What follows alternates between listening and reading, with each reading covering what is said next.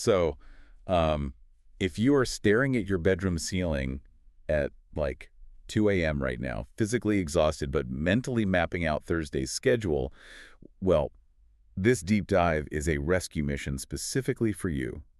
We are pulling from the stack of psychology articles and sleep research notes you sent us to figure out how to officially shut down your brain for the night. Yeah, it's just such an incredibly lonely feeling. Your Yeah. body is heavy and you are desperate for sleep, but you're trapped in what we're calling the midnight workplace. Oh, absolutely, because we have all been there. Your head hits the pillow, and suddenly your brain taps the microphone like, hey, remember that email you sent 3 days ago? Let's analyze it for an hour. Right, it is the worst. It really is. It's this painful paradox of being tired but wired, and you're just dealing with severe mind racing. And you would think extreme physical exhaustion would just knock you out.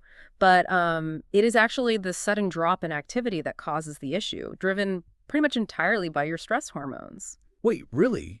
Because if my nervous system has been running on adrenaline and cortisol all day, shouldn't my brain just, I don't know, crash from sheer depletion the second I finally stop moving? Well, I mean, it seems like it should, but think about the chemical mismatch happening in your body. Yeah. All day, you are running on those stress hormones in a super fast-paced environment. Yeah, that makes sense. So when you suddenly lie still in the dark, that cortisol is actually still circulating in your bloodstream, but there is no immediate danger to fight. Your brain just gets confused by the sudden vacuum. Oh, wow.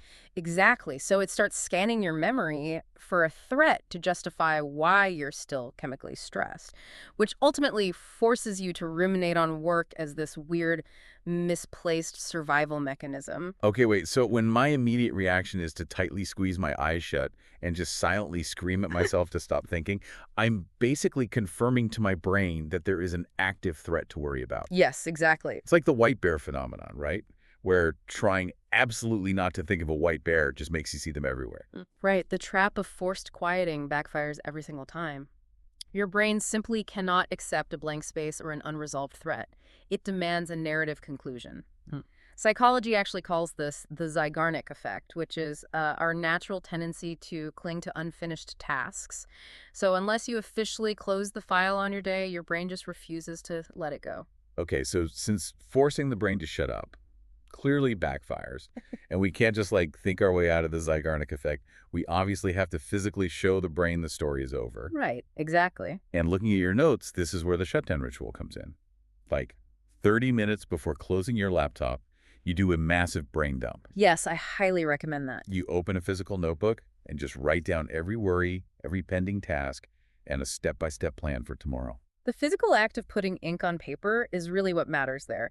You are giving your brain visual proof that the perceived threat is managed. Ah, I see. You answer the Zeigarnik effect directly, which allows your subconscious to look at that list and finally feel safe enough to clock out.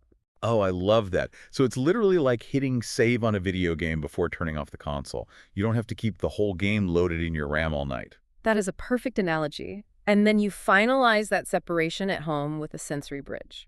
What's that? It is a way to create a strict boundary between your professional life and your personal space.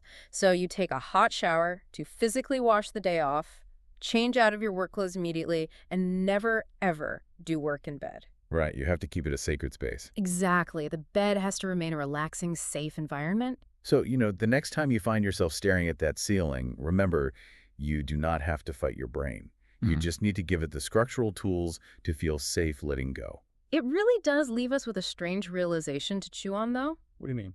Well, if our biological brains are hardwired to treat an unfinished corporate email the exact same way they treat a literal survival threat in the wild, I mean, what does that tell us about how modern work culture has completely hijacked our evolutionary instincts? Oh, wow. Yeah, that is terrifying. We have built a daily routine that our ancient brains are actively trying to survive rather than just live in. Exactly. But hey, tonight, at least your survival mission is just to hit save, close the file, and finally let yourself rest. The midnight workplace is officially closed.